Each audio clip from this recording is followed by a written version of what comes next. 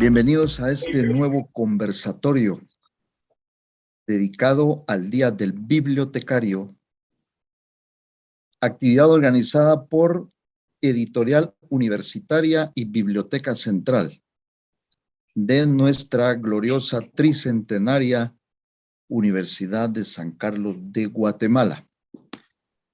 Para la actividad de hoy, pues tenemos a dos invitados muy especiales.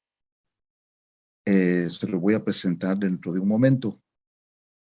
Antes vamos a escuchar las palabras de la directora de Editorial Universitaria y de la Biblioteca Central para que sean ellas quienes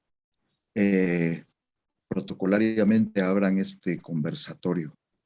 Así es que tiene la palabra licenciada Sofía Elizabeth Gamarro, jefa de la Editorial Universitaria. Muchísimas gracias, maestro Milton Torres. Es un gusto estar nuevamente con usted en uno de estos conversatorios. Principalmente, para mí es un honor y un gusto estar en esta conmemoración del Día del Bibliotecario. Sabemos lo importante y lo relevante que son ellos para nosotros. Y de parte de Editorial Universitaria, de nuestra gloriosa Universidad de San Carlos, la tricentenaria, como usted bien lo mencionaba, pues damos esta apertura a este conversatorio, que es la historia del edificio bibliotecario central USAC, que creo que hay muchos contextos, hay muchos datos relevantes que nos van a servir a toda la población y a todos nuestros espectadores. Sean ustedes bienvenidos a este conversatorio. Muchísimas gracias a nuestros expositores, grandes expositores, grandes personas y profesionales, el arquitecto Augusto de León Fajardo y el arquitecto Luis Díaz Aldana. Muchísimas gracias. Lo dejo en el uso de la palabra, maestro Milton Torres. Gracias a usted, licenciada Gamarro. Cedo la palabra a la licenciada Gloria Elizabeth Juárez Chehuen, jefa de Biblioteca Central. Buenos días a todos, maestro Milton Torres, gracias por apoyarnos siempre en estos conversatorios organizados por Editorial Universitaria y Biblioteca Central. Buenos días a los arquitectos Augusto de León Fajardo, que nos hacen el favor y nos honran con su presencia, también al arquitecto Luis Díaz Aldana, por participar en este conversatorio sobre la historia del edificio de la Biblioteca Central. Como sabemos, este edificio es un edificio emblemático que forma parte de un movimiento arquitectónico vanguardista que se remonta al año de 1950, ¿verdad? En donde participaron arquitectos profesionales de nuestra gloriosa Universidad de San Carlos, de la talla de Max Holstein, Mayo Novela, Augusto de León Fajardo y Luis Díaz Aldana. Dentro de este movimiento arquitectónico y moderno de aquella época también no solo está el edificio de recursos educativos que alberga a la Biblioteca Central, sino también el edificio de rectoría, el IBLU, inclusive el auditorio Francisco Vela de la Facultad de Ingeniería. Entonces, les agradecemos su presencia y este conversatorio, pues como bien decían ustedes, fue organizado con motivo de conmemorarse el día de hoy, el Día del Bibliotecario. Así que muchas gracias por participar. Muchas gracias, licenciada Gloria Juárez. Ahora sí, me permito presentar a nuestros invitados, quienes pues conversarán con nosotros sobre la historia de ese edificio tan emblemático en la ciudad universitaria como lo es el edificio de Biblioteca Central. Tengo el gusto de presentarles a Augusto de León Fajardo. Nació en la ciudad de Guatemala en 1944. Estudió estudios primarios y secundarios en la escuela preparatoria, primer premio Arquitectura, certamen centroamericano 15 de septiembre en 1967. Medalla universitaria al mejor estudiante de su promoción en 1968. arquitecto por la Universidad de San Carlos en 1969, miembro del Consejo Superior Universitario 1970-1971, beca Justo Rufino Barrios 1971-1972, Master of Architecture, Rice University de Houston en 1972, profesor, Facultad de Arquitectura, Universidad de San Carlos, 1967-1971. Profesor visitante, Universidad Autónoma de Guadalajara y Rice University, 1972-1974. Consejero, Facultad de Arquitectura, Universidad Francisco Marroquín, 1973-1990. Práctica privada independiente, 1974-2008, con más de 200 proyectos. Decano de la Facultad de Arquitectura de la Universidad Francisco Marroquín, 1984-1990. Premio Opus de Arquitectura, no sé, aquí el año no lo leo bien. 1900. Ahorita le digo. Bueno, no hay problema. Con los arquitectos Max Holzheu, Mario Novella, Ceci y Luis Díaz participó en el diseño y construcción del edificio de Biblioteca Central de la Universidad de San Carlos de Guatemala. Bueno, bienvenido, Augusto de León. Muchísimas gracias. A Luis Díaz Aldana. Nació en 1939, maestro de educación primaria, estudió en la Facultad de Arquitectura de la Universidad de San Carlos de Guatemala. Pintor, escultor, diseñador, arquigráfico, escritor, etc. Con la firma Holzheu trabajó junto al arquitecto Augusto de León Fajardo como consultor artístico para el diseño y construcción del edificio de Biblioteca Central, consultor artístico para la fachada del Banco Industrial, Casa García Granados, edificio médico Obelisco, edificio La Torre, entre otros importantes edificios. Ha obtenido diferentes reconocimientos en sus distintas facetas artísticas. Cuenta con publicaciones sobre su trayectoria y especialidad, entre los cuales están Pintores de Guatemala, Arte Contemporáneo, 2 décadas vulnerables, Catálogo Contemporáneo 5686, Magia y Realismo en Centroamérica, Espacios y Volúmenes, Herederos del Espíritu de Kukulcán, Memorias, Luis Díaz Aldana en primera persona. Ha sido catedrático de Historia del Arte, con más de 60 años dedicado al arte y la arquitectura. Se ha identificado con una arquitectura con identidad espacial y nacional. Bienvenido, Luis Díaz. Gracias, muy amable. Bueno, entonces este conversatorio gira en torno a esta obra de arte que tenemos en la ciudad universitaria que alberga a la Biblioteca Central. Es un edificio emblemático que todos los sancarlistas pues llevamos en nuestro subconsciente, inclusive tantas horas ahí en este edificio que tiene una importancia no solo como obra artística, sino también como parte ya del imaginario del sancarlista o del estudiante sancarlista, al menos de las últimas 4, 5 o 6 décadas. ¿Verdad? Entonces, para principiar, quiero preguntarles a nuestros invitados cómo fue la experiencia en el diseño y ejecución de esta obra arquitectónica.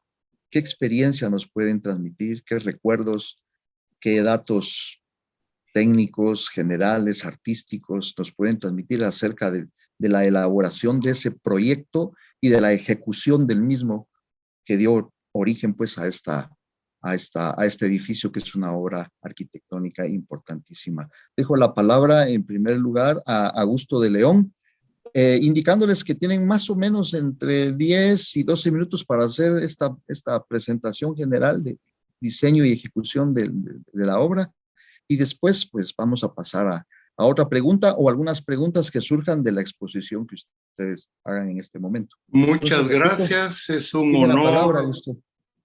Muchas gracias, es un honor estar acá en este acto, aunque sea en presencia remota, y quiero felicitar a todos los bibliotecarios en su día y reconocer, como siempre lo hago, el valiosísimo papel que juegan en la sociedad como guardianes de la cultura escrita y facilitadores de su consulta durante todos los días del año, de toda la vida de las personas. Siempre le digo a los jóvenes que lo mejor de la cultura mundial es gratis, que uno puede consultar lo que pensó Platón sin tener que pagar un centavo, que hay otras cosas que son muy caras y no tienen la misma valía de lo que existen en las bibliotecas. Y entonces, en relación a esta biblioteca, en 1969, la universidad se planteaba un serio problema. Primero, quería reunir a todos los estudiantes universitarios en un solo lugar, porque cada facultad ocupaba un edificio, cada edificio estaba en un lugar diferente, eran casas viejas, salvo la Facultad de Medicina o la Facultad de Farmacia, ninguna tenía algo construido ex profeso para sus necesidades.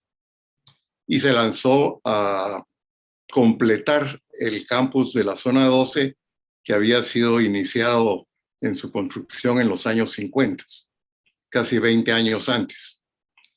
El edificio de la biblioteca fue el único que se encargó como un proyecto a hacerse afuera de la universidad. El resto del campus se diseñó adentro, con una comisión de diseño en la que estaban Mauricio Castillo Contú, Leonel Méndez Dávila, el arquitecto Roberto Aycinena, Roberto Juárez y otras personas, el ingeniero Salazar. Y yo trabajaba para entonces, sin haberme graduado todavía, en la oficina de Holsoy más Holsoy. Por cuestiones internas de la oficina, fui propuesto para ser el jefe del proyecto y tuve un pequeño problema. No era arquitecto. Tenía 25 años, estaba en el proceso de graduarme. Lo tuve que hacer a una velocidad increíble. En una semana y media quedé graduado y fui aceptado como tal por las autoridades de la universidad. No es que fuera alguien sin experiencia, porque 2 años antes había ganado un concurso centroamericano de arquitectura en el cual tuve la pena de vencer al maestro Efraín Resines, que quedó en segundo lugar, y al arquitecto Roberto González Juárez también, que quedó en tercer lugar. Así es que, como también había sido el mejor estudiante de la promoción y era uno de los 4 recipiendarios de la medalla de oro universitaria, entonces tenía cierto respaldo para hacerme cargo del proyecto. En la oficina, por supuesto, no había ninguna duda de que iba a estar a la altura del encargo. Y así empezamos. Voy a cambiar de pantalla para poder explicar ciertas cosas. Vamos a ver. El proyecto se hizo en la firma Holsoy más Holsoy, adentro de la cual yo fui el director del proyecto, el jefe. Luis Díaz fue la segunda persona que más participó en el proyecto. Tuvimos la suerte de tener en ese momento al arquitecto Mario Gustavo Novela con nosotros, que había salido y después volvió a salir de la oficina. y por supuesto a Max Horzoy, que era el dueño y principal arquitecto en el lugar. Eso fue en 1969. Para entonces, la universidad estaba planificando dónde poner y cómo hacer los diferentes nuevos edificios. En el campus, en una distribución en la cual iba a usar un edificio modular que se repetía donde fuera necesario, y algunos con 2 niveles, otros con 3 niveles, quizás otros con 4, y que iban a albergar a todas las facultades y escuelas de la universidad. En este dibujo de la universidad ustedes pueden ver en la Plaza Mayor el edificio de la rectoría, al centro, a la izquierda, y lo que se suponía sería el edificio de la Biblioteca Central al otro lado de esa plaza, y todavía con una figura muy parecida a lo que ellos estaban haciendo en el resto del campus. Acá a la derecha, abajo, se ve un volumen rectangular, ortogonal, orientado igual que todos los demás. Yo me enfrenté a un problema definitorio, y es que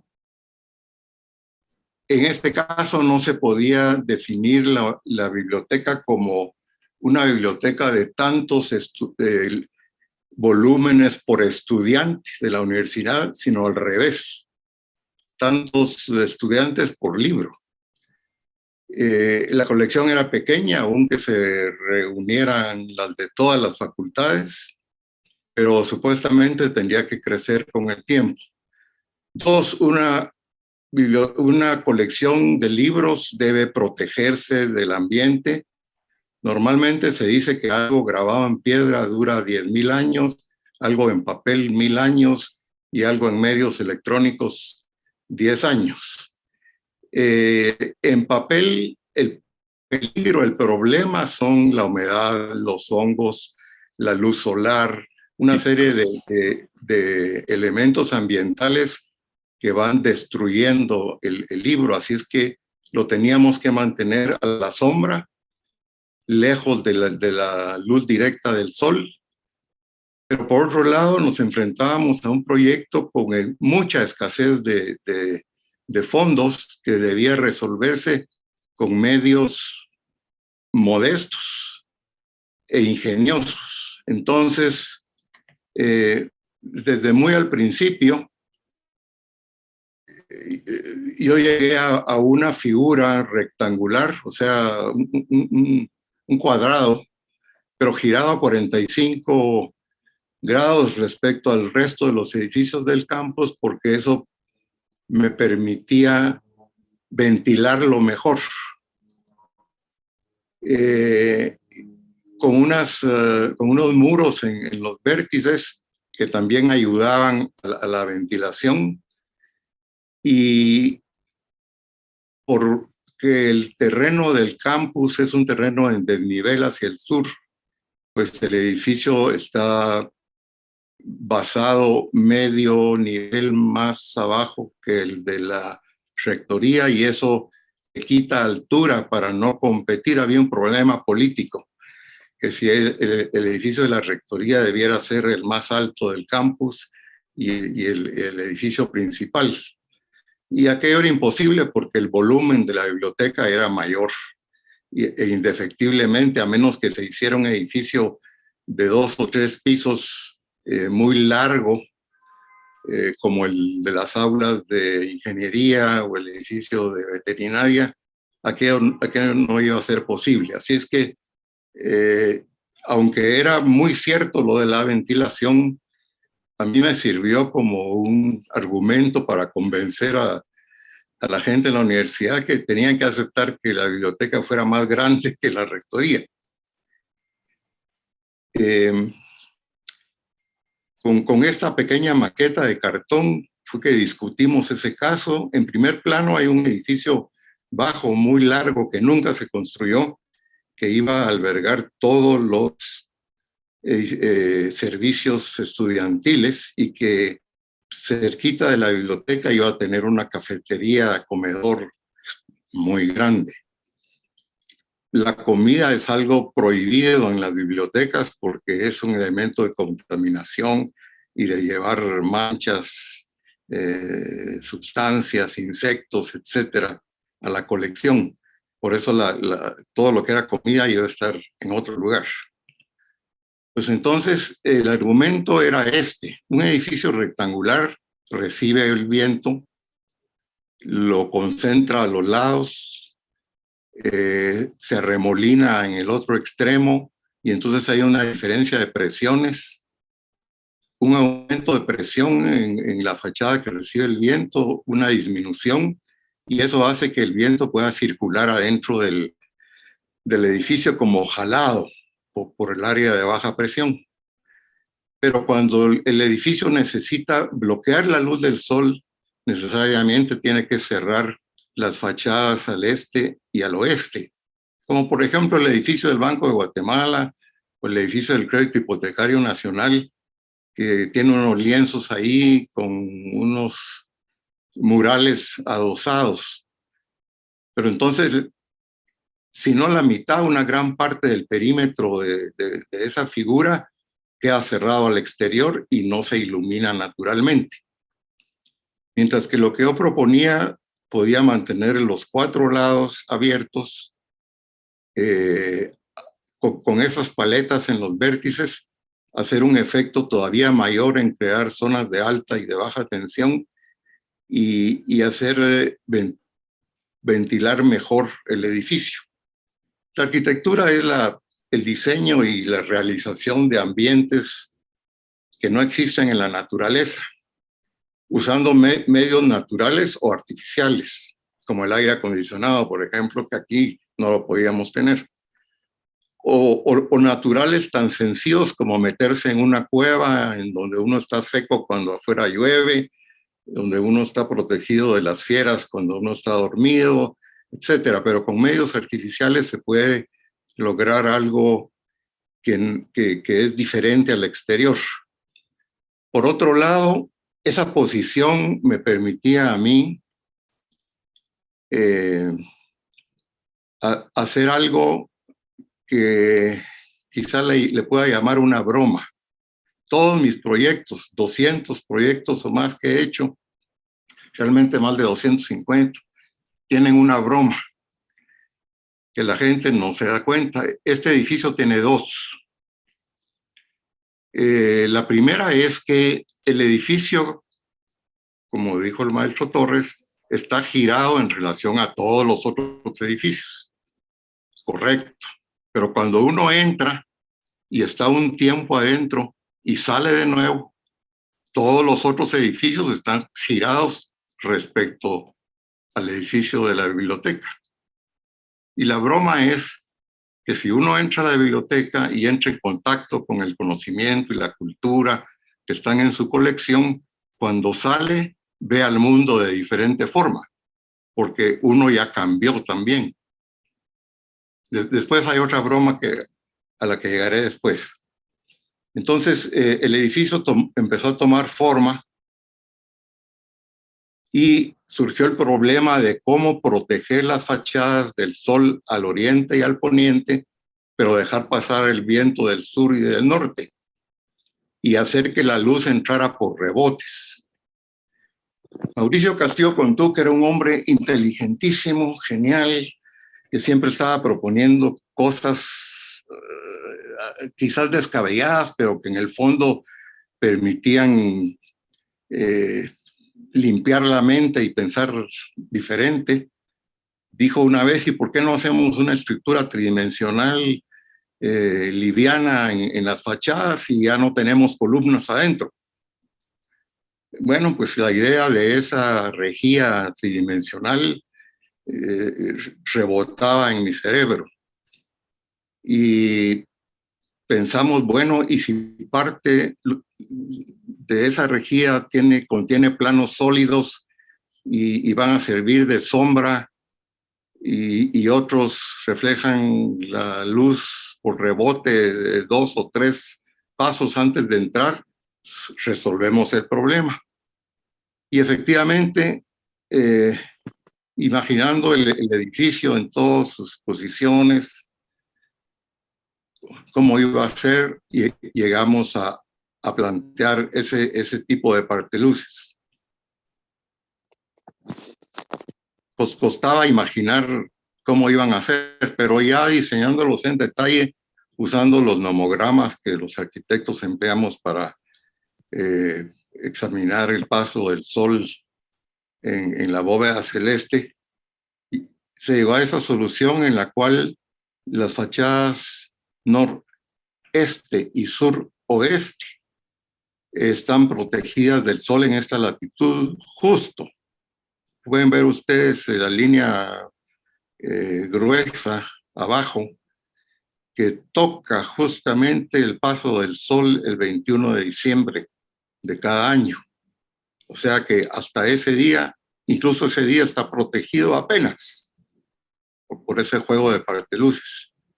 Y lo mismo sucede en la fachada suroeste, o sea, hacia el sur está justamente protegido, mientras que está ampliamente protegido al noreste y al noroeste. Ahora bien, los parteluces son iguales al suroeste y al noreste, y son diferentes al sureste y al noroeste, pero se miran igual. Cuesta muchísimo, incluso a mí me cuesta muchísimo ver la diferencia, pero esa es la segunda broma. El conocimiento es universal. Los parteluces representan una solución basada en el conocimiento de muchas cosas y están ajustados a dos diferentes condiciones. Están basados en la misma problemática, mejor dicho, resuelven la misma problemática en dos diferentes condiciones. Son soluciones distintas, pero prácticamente iguales. Y en eso se parecen al conocimiento, pues. La filosofía griega aplica universalmente desde que fue pensada hasta nuestros días y lo seguirá haciendo. Pero es diferente en cada lugar del mundo y en cada época, porque los hombres somos diferentes, los humanos. Y pensé, bueno, este es un símil interesante que se quede grabado como una lección para la gente que lo pueda ver y entender en el futuro, ¿no? Pongo esto de las notas que están ahí todavía perdidas en mis archivos. Todos los parteluces de los cuales hicimos prototipos en metal, en acero doblado y esmaltado, en madera, en muchos materiales, finalmente se hicieron en asbesto cemento de la fábrica Duralita, e iban a costar 49,803 quetzales con 60 centavos. Pesaban 216 kilogramos por unidad, y a eso nos lanzamos. Entonces se diseñó toda la estructura de soporte, los elementos que eran de grosor considerable, pesaban mucho, y durante la construcción se nos pidió a Luis y a mí que los rediseñáramos. Perdón, está hablando mal. Que los rediseñáramos en una lámina de grosor constante. Y esa diferencia de grosor en la punta de cada uno hace que efectivamente el 21 de diciembre de cada año aparezca una serie de puntos de luz adentro del edificio, porque ya no llegó a cubrir el sol de ese día. Pero por lo demás fue una mejor solución. Los parteluces están colocados afuera de la fachada de vidrios para que tengan un espacio que disipe el calor que el sol les coloca y que proteja el edificio no solo de la luz, sino también del calor. Entonces, en el campus, como quedó diseñado, efectivamente es el único edificio que tiene otra orientación.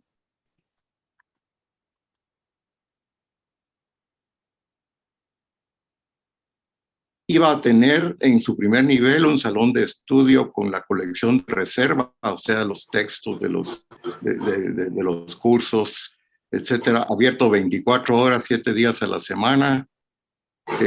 El primer nivel de ingreso, segundo nivel, tercer nivel.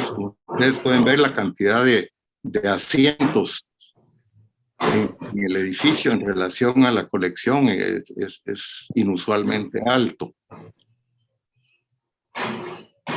Y el último piso es un poco más grande que los otros por efectos estéticos y de diseño y porque la cantidad de metros cuadrados que teníamos que darle al edificio así lo requería.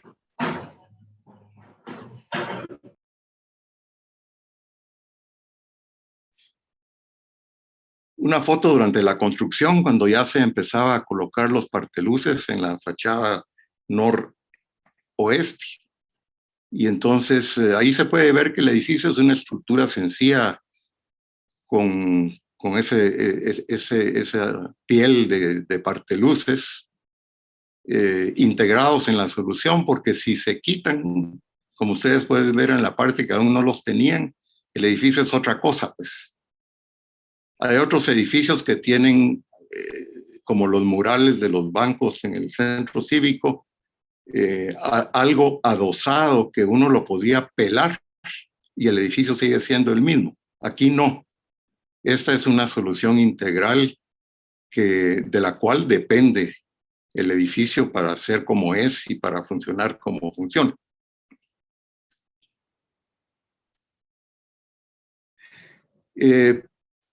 Llamó la atención inmediatamente y fue publicar en algunos lugares una reseña de lo que se había hecho en Guatemala y por un tiempo pues tuvo una importancia en un momento en que pudo ser un ejemplo de cómo resolver un problema complejo con una solución sencilla y con medios muy modestos.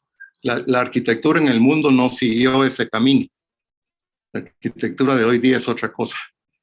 Y yo creí que había cumplido una misión porque, como dijo Luis Cardosa y Aragón, la Dulcinea era del Toboso. O sea, un personaje de la literatura universal tan famoso, tan no fundamental, pero sí importante. Era una simple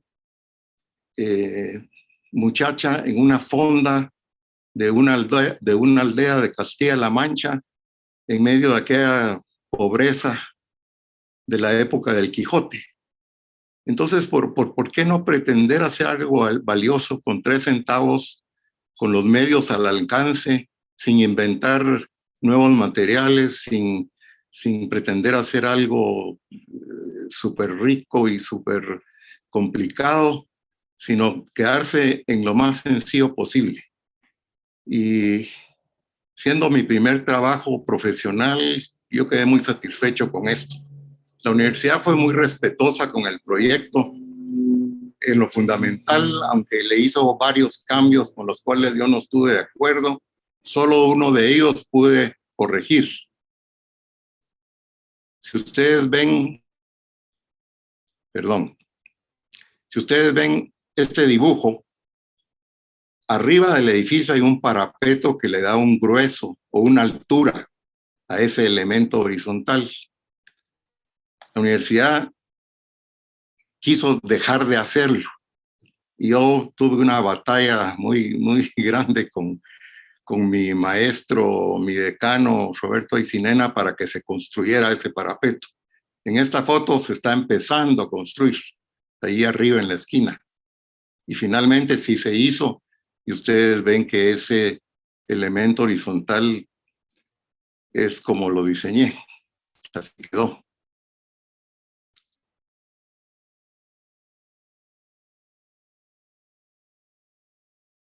Pues muchas gracias por la atención. Eso es básicamente lo que quería mostrarles. Después hay algo que respondería a la pregunta de si tiene alguna relación con alguna experiencia previa o alguna acción previa en nuestro país. Y gracias, Augusto. Ahora cedo la palabra a Luis Díaz en el mismo sentido de la pregunta inicial, ¿no? ¿Cómo fue esa experiencia en el diseño y construcción de este edificio? Tiene la palabra Luis Díaz.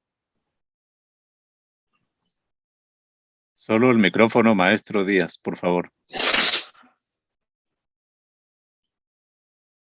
Puedo decir de que venía de unos talleres. Yo me formé por 7 años en los talleres de caminos y tuve experiencias de todo tipo de materiales y de fundiciones y de tratamiento de estructuras. Eso me facilitó para colaborar con el proyecto de la biblioteca y meterle toda la energía de el vestido de la biblioteca. ¿Cómo surge eso? Pues cuando estaba desarrollado y implementado el cubo que sostenía todo el proyecto y los libros y los muebles para su lectura, hubo necesidad de crear un finger que alimentaba con gradas, elevadores sanitarios para cada nivel.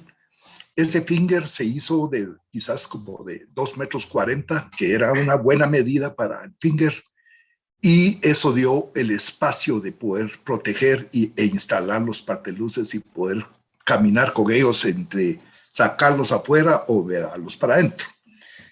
Pero antes de seguir en ese desarrollo, solo quiero reconocer que era el director del BID en ese momento en Guatemala, que era don Diego Arria, buen amigo, el cual hicimos varias actividades preciosas. Él me puso en las manos el papel y me dijo a dónde podía mandar ese proyecto de biblioteca, y así fue como llegó ese proyecto a la oficina de Max Holzkoy, y así fue como se nos asignó. Yo le prometí a Diego que íbamos a hacer un gran esfuerzo para hacer un edificio muy significativo.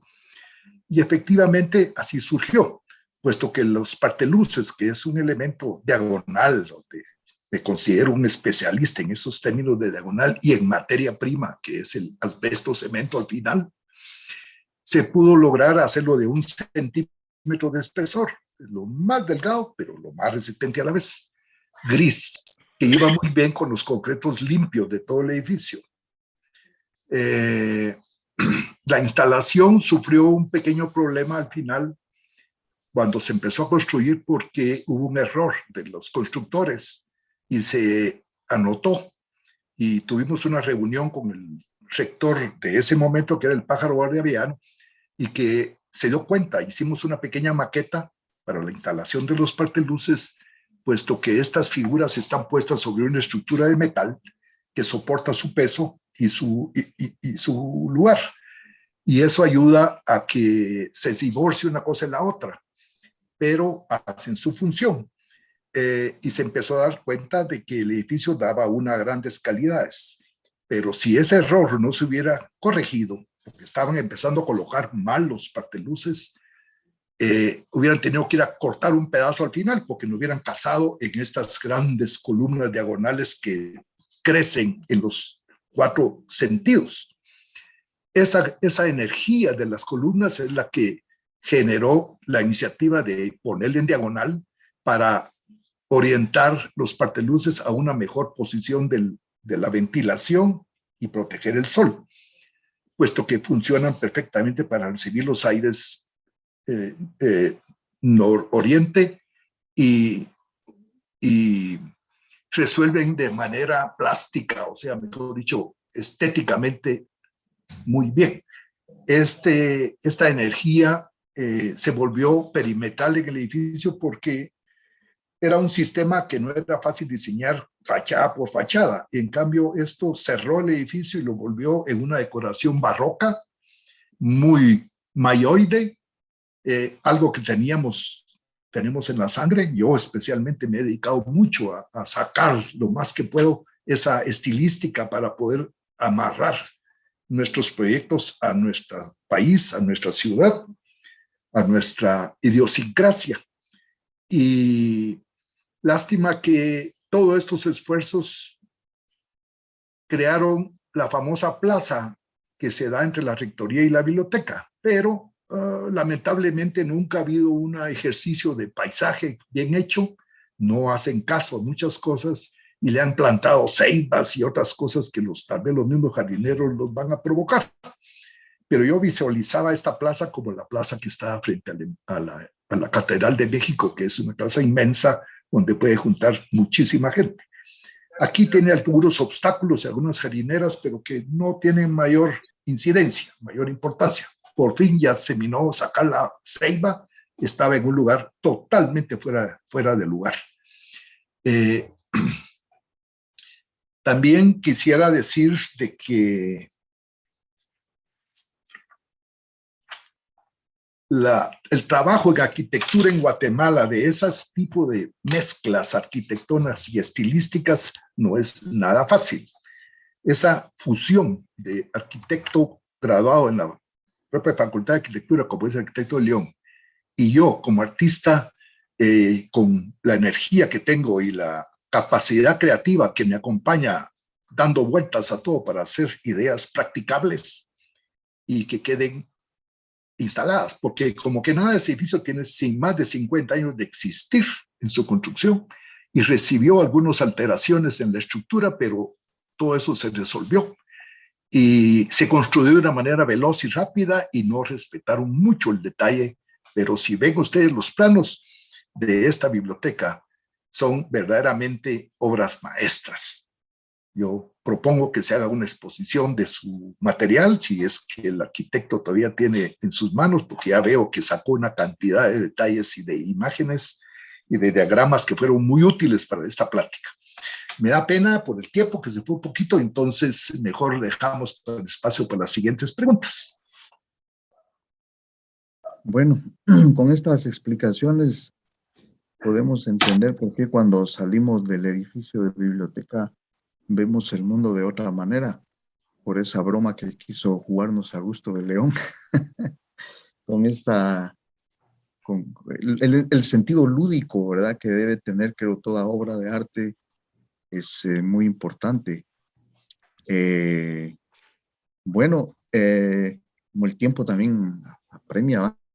Algo que me llamó la atención es como cuando Augusto decía que a veces lo político trata de determinar, digamos, en este caso, el diseño, ¿verdad?, la disposición de una obra arquitectónica, pensando en los significados que puede tener la altura de una edificación. A veces parecen cosas absurdas, ¿verdad?, pero en el orden político así se manejan las cosas, ¿no?, de una manera bastante a veces absurda y ridícula, ¿no? Porque esto de pensar en la altura, tomando en cuenta pues de que el Consejo Superior tiene que tener una altura más alta o el edificio que alberga al Consejo Superior o al rector, me parece algo absurdo, ¿verdad? Cómo lo político trata de determinar el arte y las obras arquitectónicas. Afortunadamente, pues yo siempre he pensado que el edificio de biblioteca es el corazón de la ciudad universitaria, porque aparte de lo que significa una biblioteca, pues es la edificación que tiene tal vez unos rasgos estilísticos más precisos, ¿no?, con una definición más clara. Bueno, la ciudad universitaria fue pensada como un todo, o al menos eso se pretendía, ¿no?, que tuviera una armonía interna que irradie pues esa armonía también hacia estudiantes y hacia el pueblo. Desafortunadamente se ha ido perdiendo y cada vez se pierde más esa integración, ¿verdad?, esa armonía que debería tener toda la ciudad universitaria. Bueno, ¿qué anécdotas podrían ustedes o recuerdan o podrían transmitirnos en ese proceso de proyección, de diseño y de ejecución del proyecto del edificio de biblioteca? ¿Alguna anécdota que nos pudieran ustedes transmitir o compartir esta mañana relacionada pues con el edificio, con los trabajadores que estuvieron con ustedes o con colegas que podrían ustedes relatar y que puedan revelarnos otras fases, otras aristas, otros matices en ese proceso que fue la proyección y ejecución pues, del edificio de Biblioteca Central? Dejo la palabra a Augusto de León primero.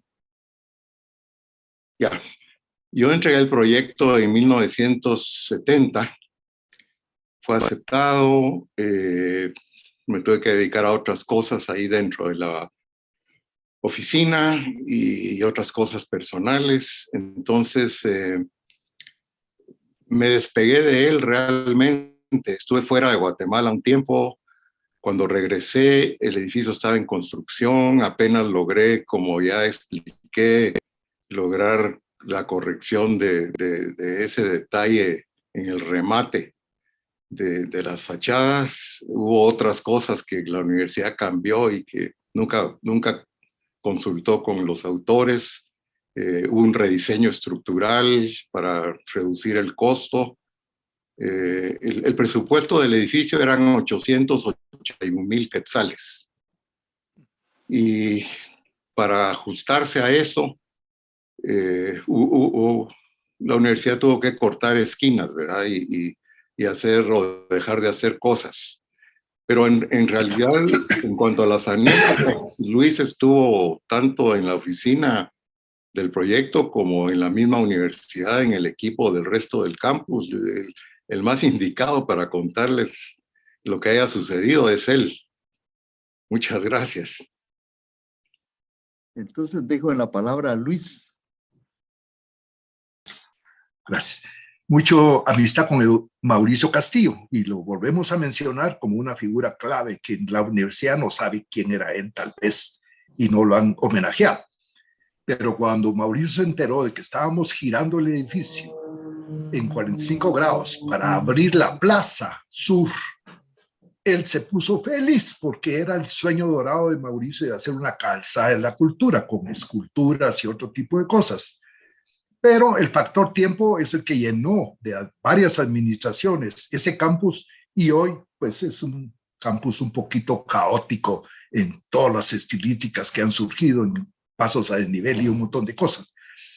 Pero aparte de eso, yo diría que el asunto de los parteluces también hubo otro problema de que de estar probando muchas técnicas, se había pensado también en hacer un parteluz más rígido que tuviera doble capa de asbesto para protegerlo por medio, hacerle estructura, y prevaleció la idea de 1 centímetro, que fue una decisión muy delicada y muy bien hecha para que el parteluz fuera lo más liviano posible y que pudiera ser manejado y operado. Recuerdo que un día fui a hacer una crítica porque vi unos parteluces quebrados, y el problema ahí es que si el operario no está bien instruido, no lo saben manejar, y se lo agarran con mal, se les quiebra en la propia mano. Después se quejaron de que no tenían andamios verticales de armar suficientes para poder hacer las reparaciones y el mantenimiento. Y yo me quejé muy fuerte de que era increíble que la universidad, teniendo las asignaciones que tiene, no tuviera esa protección de armarios, de andamios. Otro detalle sería el pavimento de la plaza, que han metido muchos otros equipos para hacerlo, los del mantenimiento. No sé quién diablos hace eso en una universidad, y ha perdido relación de origen, de un diseño más revisado y más estricto, pero no se pudo lograr. La universidad al final termina siendo un ente burocrático donde entran y salen autoridades y empiezan a cambiar cosas a su conveniencia. Pero aparte de eso, tenemos la paciencia, y como no fuimos contratados para la supervisión del proyecto, la construcción, yo me mantenía ahí cerca porque yo amo ese edificio y creo que es el edificio más importante que hay en todo Guatemala, que tenga la mejor identidad nacional, por eso insisto, y también estoy recomendando para que ese edificio sea considerado como patrimonio nacional o patrimonio de la humanidad, con la rectoría. Pero todavía no hemos tenido ecos o no sé en qué grado está ahorita reconocido esta situación. Si no es así, el edificio va a sufrir muchos daños para que tenga una mejor protección en el futuro. Muchas gracias. Gracias, Luis. En algún momento también surgió la idea del cómo este edificio viene a ser también un símbolo o parte de una tradición que se figura, a veces aparece clara, a veces se desdibuja, aparece, desaparece, de una como tradición espiritual que se remonta desde la época prehispánica y que pasa por la época colonial y que se perfila como un estilo, entre Mira, comillas, se quedó sin guatemalteco. imagen. No, perdón. Sí, no tengas pena, Luis. ¿Cómo el edificio de Biblioteca Central viene a enmarcarse dentro de, si es que la hay, pues dentro de esa tradición, ese contexto de una posible arquitectura guatemalteca? Augusto de León. Sí, voy a ¿cómo se llama? A cambiar de pantalla. Ya se me olvidó cómo es. Aquí, ahí está, todo en orden. No sé qué saqué aquí. Bueno. En aquella época en que no existía Guatemala, ni México, ni Honduras, ni El Salvador, no había las fronteras de hoy, todo el ámbito tenía una sola cultura, no habían llegado los toltecas y lo que predominaba era un lenguaje formal de las dinastías Ahau Chang. De lo último que se construyó en el sitio que se llama Oxmal, que quiere decir 3 veces construido, porque fue el asiento de 3 épocas de prosperidad. Existen un estilo arquitectónico que se llama PUC, y en ese estilo los edificios tienen una constante, sombras muy profundas en el primer nivel, bueno, que realmente es el único nivel, y unas bandas horizontales con unos frisos de piedra tallada. Estos edificios son de un piso, es decir, adentro lo que hay son unas galerías estrechas con el arco de paredes inclinadas. Básicamente son una masa con pequeños agujeros. Toda esa parte de arriba es sólida. Entonces, yo ahí siempre vi, recuerden que yo era profesor de arquitectura en la universidad cuando estaba haciendo este proyecto, de historia de la arquitectura más bien. Y había identificado en el estilo PUC una etapa de diseño a la que llegan todas las sociedades en su desarrollo edilicio, y es el empleo de materiales que se sirven para construir en el lugar y materiales que se construyen en otro lado y se aplican en el lugar. Entonces el material llega ya hecho, ya formado. Y si ustedes pueden ver aquí el fondo de esas figuras encima de cada puerta, es una especie de tejido compuesto con piedras que tienen una cara en forma de X. Todo eso está hecho en otro sitio, en una cantera, y llevado al lugar colocado en el lugar, y una vez colocado forma un todo más grande que ya tiene un sentido distinto pues a la pieza única. Y eso es lo que se ve en este edificio. A mí me parecía que de toda la arquitectura precolombina que se había hecho por acá, esta era la etapa superior que se había logrado hacer. Los frisos pueden ser de diferente tipo, pero lo que tienen en común es que las piezas que los forman están hechas en otro lado y aplicadas al lugar. Entonces, cuando uno mira el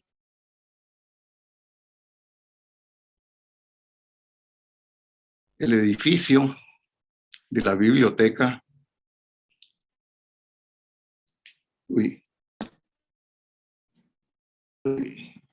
lo que hay en principio es eso, ¿verdad?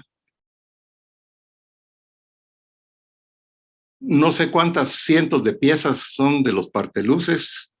Hay de dos figuras, como expliqué antes, pero están todas colocadas. Pareciera que fueran igual las fachadas, pero que no lo son. Y ya colocados tienen el sentido de una barrera, de una pared perforada, que cada pieza por sí misma no podría dar.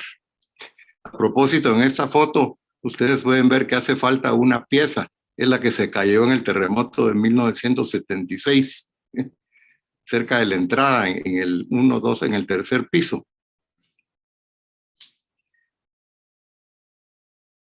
Y esa es la relación que yo podría decir que tiene sentido entre el pasado y este edificio, que como yo también ya dije, representaba una corriente de diseño que no triunfó en el mundo. La arquitectura actual es una arquitectura de repetición de soluciones, de repetición de combinaciones, en lugar de hacer de cada edificio un asunto, un cuerpo individual que responda al problema individual que cada uno presenta, pues. Gracias. Gracias, Augusto. En esa misma línea de pensamiento, ¿qué nos puedes decir, Luis Díaz? Yo quisiera que el arquitecto de León pusiera la fachada. Hay un recuadro ahí que no es... Que quisiera pusiera la elevación que puso del edificio completo, para demostrar de que no hay un agujero central como se acostumbra en la mayoría de edificios que tienen los elevadores o un patio central. Este no, este es ciego por fuera. Por lo tanto, el haber puesto el caripirote que le pusieron tampoco tiene ninguna razón. Era solo para tapar estas antenas que ponen por todos lados, pero lo hicieron exageradamente grande. Entonces, toma lugar en el proyecto de una manera un poco grosera. La reparación de los parteluces es otro gran problema, porque no es fácil manejarlos y no es fácil reproducirlos. Hoy tal vez sería mejor hacerlos con un material que fuera mucho más resistente. Pero podemos ver que el edificio todavía mantiene esa gran fuerza después de ser 50 años construido, que genera la suficiente energía para confrontar a la rectoría, que fue hecha por Aycinena, Montes y Heusler, 3 grandes arquitectos, y que también ha sufrido bastante mal uso de sus espacios. Pero de algún modo las fachadas generales todavía mantienen una gran fuerza. Lo que le falta tal vez es una alameda apropiada de Quiliquidambar o algo por el estilo en los laterales para que encierre esta plaza de actividades estudiantiles que son tan necesarias para el desarrollo de las ideas. Fue pintada con pintura látex por algún ingenierucho por ahí, como diría Pelayo Arena, pero aguanta y se ve más o menos bien. Pero era un edificio de concreto limpio y de el asbesto, cemento, lo demás. Y el asbesto, que dicen que es venenoso, también está expuesto a lo exterior, por lo tanto su desarrollo de partículas los tiene afuera, no contamina el interior. Por el momento, muchas gracias. Bueno, gracias, Luis. Sí. Hemos llegado ya casi al final de la actividad y Perfecto. para cerrar este ciclo, este conversatorio, pues voy a dejarles en el uso de la palabra para que ustedes puedan hablarnos o recuperar alguna idea que haya quedado pendiente y que hagan un remate de su exposición. Tiene la palabra Augusto de León y después Luis Díaz. Adelante, Augusto. Muchas gracias. Como dijo Luis, un edificio que ya tiene 50 años tiene que tener modificaciones, tiene que tener ajustes. 50 años son muchos y sobre todo en esta época han sido testigos del paso de la era del papel a la era digital, con todos los cambios que eso significa en la presencia de las personas en ciertos lugares, en la independencia y diferencia del acceso a la colección, que por supuesto no toda está en la nube, aunque hay organizaciones que se han dedicado con mucho empeño a poner en la nube las colecciones de biblioteca. Allá en la Universidad de Francisco Marroquín hay máquinas para copiar en PDF los libros y hay gente dedicada todos los días a hacer eso. Y es una tarea interminable, pues, interminable, pero es la única forma en que se puede lograr que los lectores los vean y los lean. Ya la gente dejó de ir a las bibliotecas. Yo recuerdo en mis años universitarios acá y en otros países que me daban un gusto enorme irme a meter a la biblioteca, estar ahí buscando cosas, leyendo cosas, viéndolas, y cuando sentía eran las 4 de la mañana y yo había pensado estar ahí hasta antes de la cena, ¿no? Pero ese mundo creo que se ha perdido para la gente. Y por supuesto, entonces, los edificios que los contienen tienen que buscar otra forma de atraer a los lectores. Sí. ¿Qué dice Luis Díaz? Guatemala está todavía modernizándose y el uso de la computadora pues está entrando con fuerza, pero todavía falta muchísimo. Yo creo que este edificio tiene bastantes años o décadas de efectividad.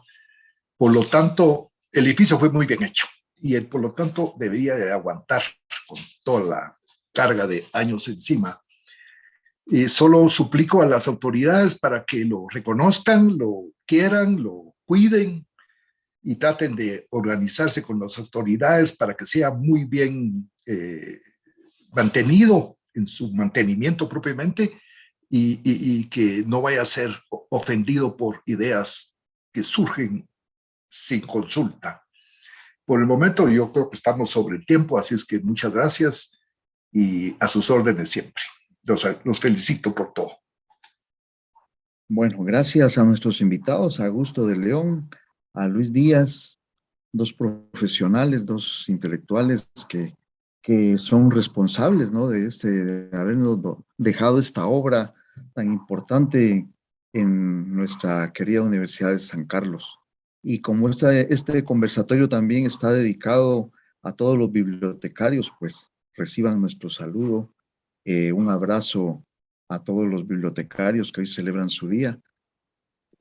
Y esperamos también que las autoridades responsables, ¿no? Ya sean las que están de turno o las que vienen, tengan en cuenta que el mantenimiento, el rescate, el aprecio, no solo por un edificio, sino por toda la ciudad universitaria, significa no improvisar ni tomar medidas arbitrarias, coyunturales, para resolver problemas inmediatos y que van en detrimento, pues, de la armonía, de las estructuras que conforman pues la ciudad universitaria, que las podemos poner en riesgo, en peligro, precisamente por tomar decisiones arbitrarias o coyunturales, políticamente coyunturales, a veces políticamente correctas, pero en términos culturales totalmente incorrectas.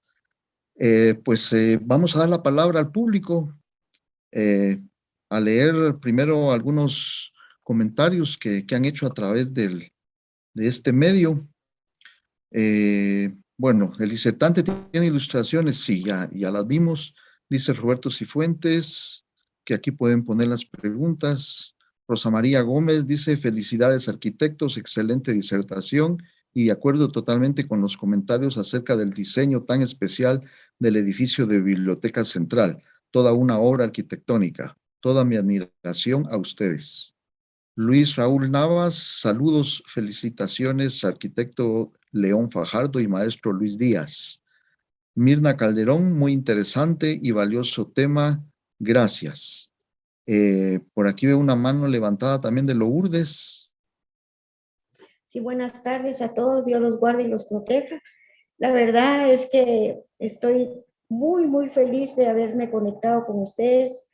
No me imaginaba que iba a conocer a dos grandes arquitectos, artistas maravillosos, que yo tengo un amor a la rama de arquitectura.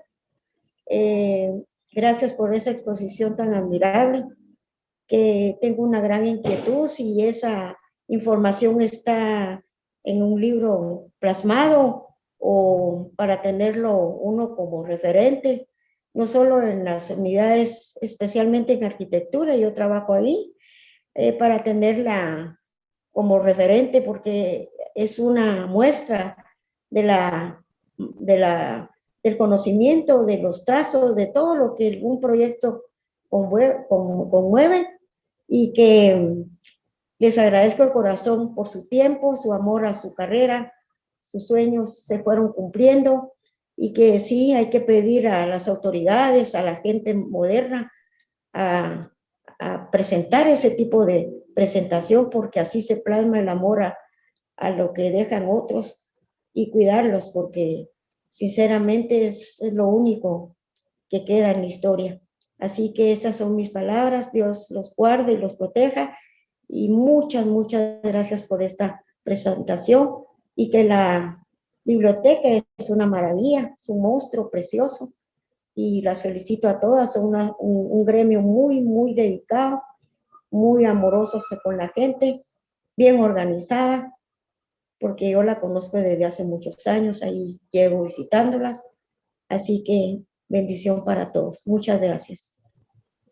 Gracias, Lourdes. Freddy Alexander dice, excelente oportunidad de valorar los edificios que verdaderamente son históricos dentro del campus. Mirna Calderón, qué valioso sería tener una ciudad universitaria cuyo edificio más alto sea la Biblioteca Central, por lo que esta significa y connota, a diferencia de las instancias de administración. Bueno, agradecemos a todos los participantes, estudiantes, público en general, profesores y especialmente los miembros del gremio de bibliotecólogos de la Universidad de San Carlos y a nivel nacional. Una belleza de edificio y sería aún más bello si se vuelve más inclusivo. Otro comentario que nos llega por acá. Bueno, en nombre de Editorial Universitaria de la Biblioteca Central, feliz día del bibliotecario.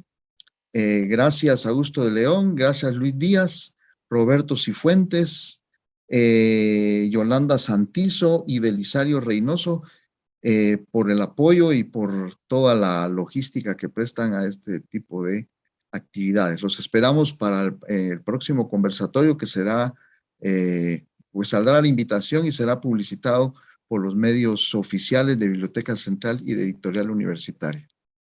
En nombre de la Tricentenaria Universidad de San Carlos, muchas gracias.